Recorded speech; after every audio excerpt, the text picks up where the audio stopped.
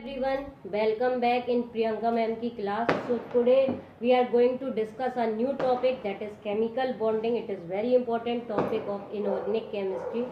Basically जब हम inorganic chemistry पढ़ते हैं तो पीरियोडिक टेबल पढ़ाई जाती है और पीरियोडिक टेबल के बाद बॉन्डिंग पढ़ाई जाती है।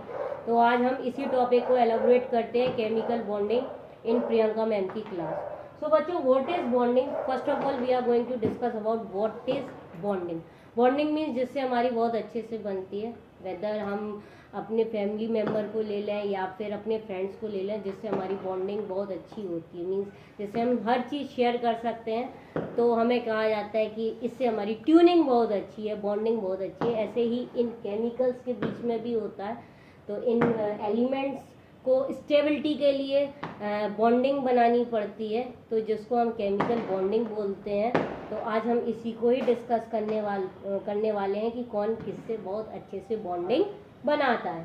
तो there are 3 types of bonding. First is ionic और electrovalent bond. Second one is covalent bond and the third one is coordinate bond. So first of all, ionic or electrovalent bond. Ionic means they form the ions, that's why it is called ionic bond. Electrovalent, electrovalency होती means they create positive and negative and they donate or receive electrons, that is called electrovalent bond. तो हम यही discuss करते हैं। ये electrovalent bond basically metals और non metals के बीच में बनता है। जब हम इनके केमिकल कंपाउंड को वाटर में डिसॉल्व करते हैं, they form ions. Just take an example, हम सोडियम क्लोराइड का एग्जांपल देखते हैं। सोडियम क्लोराइड ये कैसे बनता है हम सीखते हैं। सोडियम जो कि एक मेटल है जिसका एटॉमिक नंबर 11 है, इसका हम इलेक्ट्रॉनिक कॉन्फ़िगरेशन बनाते हैं 281।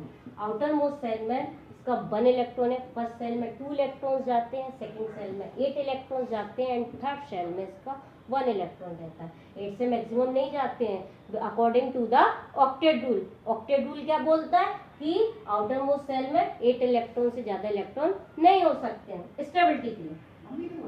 क्लोरीन की बात करते हैं जिसका एटॉमिक नंबर है 17, जो कि एक नॉन मेटल है 287। अब आइए, एक इलेक्ट्रॉन से 8 बनाने के लिए 7 किसी से ले तो सकता नहीं है, ये भी 7 किसी को दे तो सकता नहीं है। तो ये क्या करता है, अपना 1 इलेक्ट्रॉन क्लोरीन को दे देता है। सोडियम अपना 1 इलेक्ट्रॉन क्लोरीन को दे देता है और क्लोरीन 1 इलेक्ट्रॉन सोडियम से ले लेती है। दोनों में बहुत अच्छी दोस्ती हो जाती है और दोनों स्टेबल हो जाते हैं। आइए सीखते हैं कैसे।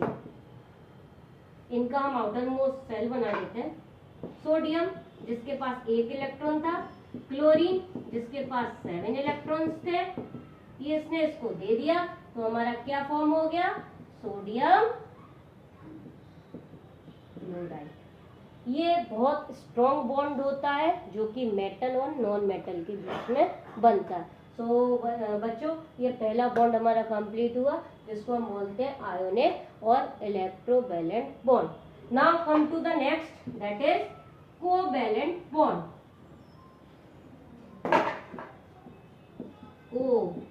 को मीन्स शेयरिंग।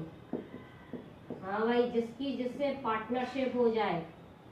पार्टनरशिप क्या बोलता है, सपोज मैं आलू का पराठा लेके आई हूँ, मुझे सब्जी की जरूरत है। एक मेरा दोस्त है जो सब्जी लेकर आया, उसके पास पराठा नहीं है।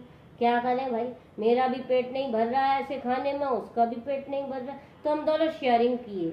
कैसे शेयरिंग की? मैंने कहा भाई तू आधा आलू का पराठा मुझसे ले ले और अपनी सब्जी मुझे दे दे। तो इससे उसका भी पेट भर गया और मेरा भी पेट भर गया। हम दोनों स्टेबल मीन्स हम दोनों की भूख मिट गई है। तो ऐसे ही इन एलिमेंट्स के साथ भी होता है। ये स्टेबिलिटी के लिए शेयरिंग कर लेते हैं इलेक्ट्रॉन्स की। आइए सीखते हैं कैसे। सपोज मैंने एक एग्जाम्पल ले लिया है, ये नॉन मेटल्स के बीच में बनता है। सपोज मैंने एग्जाम्पल ले लिया है, सबसे सिंपल एग्जाम्पल हाइड्रोजन का ही ले लिया है, ठीक है। हाँ, हम हाइड्रोजन गैस पढ़ते हैं H2। देखते हैं कैसे बनती है। H के पास आउटर मोस्ट सेल में 1 इलेक्ट्रॉन है जो कि केमिकली स्टेबल नहीं है। तो ये किसी को 1 इलेक्ट्रॉन देने की बजाय क्या करता है, अपने एक हाइड्रोजन को बुलाता है, आजा तू मेरे पास, हम दोनों आपस में शेयरिंग कर लेते हैं, तो हम दोनों ही स्टेबल हो जाते हैं, दोनों ही एटम्स स्टेबल हो जाएंगे। देखिए कैसे, इस हाइड्रोजन के पास एक इलेक्ट्रॉन है, इस हाइड्रोजन के पास एक इलेक्ट्रॉन है, दोनों ने शेयरिंग किया है। ये देखिए, इसके पास भी अब 2 इलेक्ट्रॉन दिख रहा है, इसके पास भी 2 इलेक्ट्रॉन दिख रहा है, ये दोनों केमिकल स्टेबल हो चुके हैं और बन गया हाइड्रोजन गैस। हम कोवैलेंट बॉन्ड को इस लाइन के थ्रू दिखाते हैं, that is very important thing. इस लाइन से इंडिकेट करते, ये लाइन हमें इंडिकेट करती है कि इन दोनों के बीच एक एक इलेक्ट्रॉन का शेयरिंग हुआ है। इसको बोलते हैं सिंगल कोवैलेंट बॉन्ड, क्योंकि एक ही इलेक्ट्रॉन का शेयरिंग हुआ है। एक डबल का भी एग्जांपल दिखाते हैं हम आपको, एक ट्रिपल का भी एग्जांपल दिखाते हैं। देखिए H2 O2 and N2। O2 2 electron का शेयरिंग होता है, इसलिए double covalent bond. N2 3 electron का शेयरिंग होता है, इसलिए ट्रिपल कोवैलेंट बॉन्ड। तो ये हो गया हमारा कोवैलेंट बॉन्ड। एक और हम इसका एग्जांपल लेते हैं। सपोज हमें बनाना हुआ, चलिए अमोनिया की ही बात कर लेते हैं। NH3 इसका फॉर्मूला होता है, N कॉन्फ़िगरेशन के अकॉर्डिंग ये बन गया इसका इलेक्ट्रॉनिक कॉन्फ़िगरेशन। हाइड्रोजन के पास एक ही इलेक्ट्रॉन है जिसका कॉन्फ़िगरेशन ये आ गया। अब इसको 3 इलेक्ट्रॉन का शेयरिंग करना है, इसको 1 इलेक्ट्रॉन की जरूरत है। देखते हैं कैसे बनता है।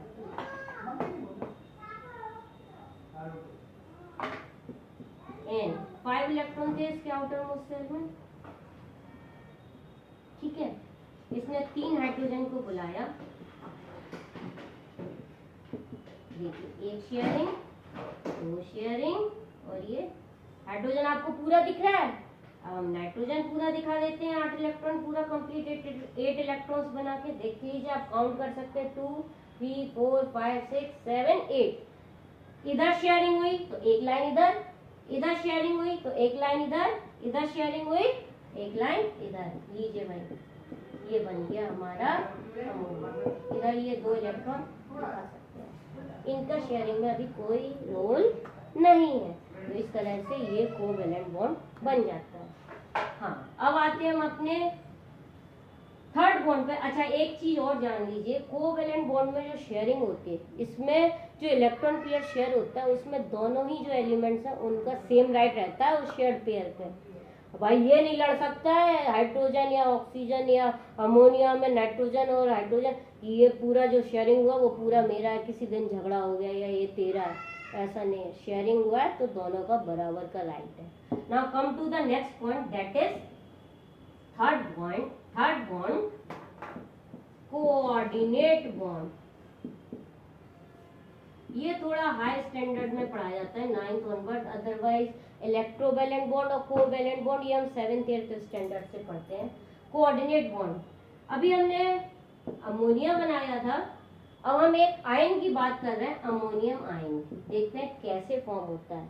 कोऑर्डिनेट बॉन्ड का एक इंडिकेशन है, ये हमेशा इस एरो के थ्रू दिखाया जाता है। जहां भी इलेक्ट्रॉन पेयर, ध्यान दीजिएगा, इलेक्ट्रॉन पेयर शेयर होता है पूरा, इलेक्ट्रॉन पेयर मीन्स 2 इलेक्ट्रॉन का पूरा पेयर ही शेयर होगा, वहां ये कोऑर्डिनेट बॉन्ड बनता है। देखते हैं कैसे। अभी हमने अमोनिया बना के दिखाया था आपको, इसके पास एक फ्री इलेक्ट्रॉन पेयर था जिसमें मैंने अभी बोला था कि ये पार्टिसिपेट नहीं कर रहा है कोवैलेंट बॉन्ड बनाने में।